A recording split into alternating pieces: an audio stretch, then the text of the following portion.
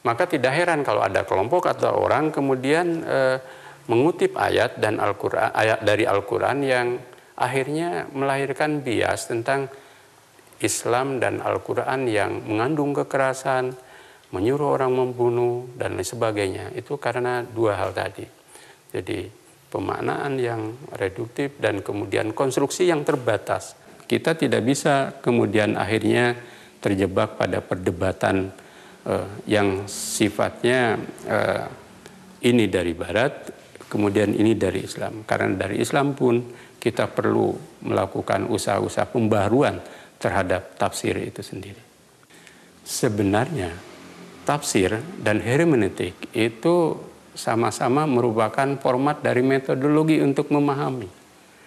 Nah, jika ada keberatan, maka tinggal persoalannya adalah metodologi yang seperti apa yang kemudian dapat melakukan usaha-usaha reduksi yang menyebabkan Al-Quran atau ayat Al-Quran yang tertentu itu kemudian dikorupsi ketika dipahami oleh hermeneutika maupun juga oleh tafsir.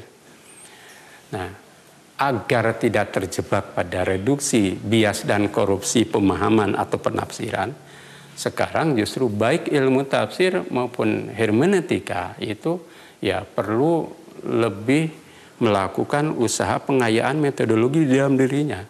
Jadi dengan cara melakukan usaha-usaha interkoneksitas, integrasi, bahkan melakukan usaha untuk memahami atau membangun konstruksi yang holistik dari baik itu ilmu tafsir maupun dari hermeneutika.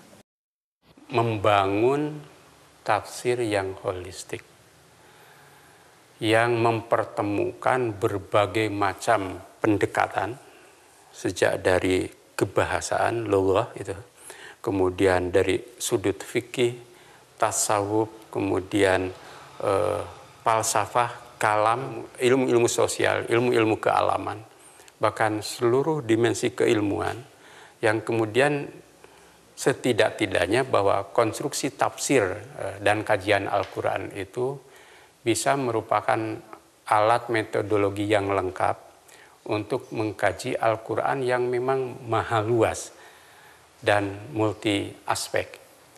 Tidak mungkin Al-Quran yang multi aspek dan maha luas itu dikaji dengan sudut pandang tertentu. Mungkin cocok hanya untuk pendekatan yang sifatnya spesifik. Nah, dengan kajian Al-Quran yang holistik itu, maka kita akan memperoleh mutiara Al-Quran yang luas melampaui samudera.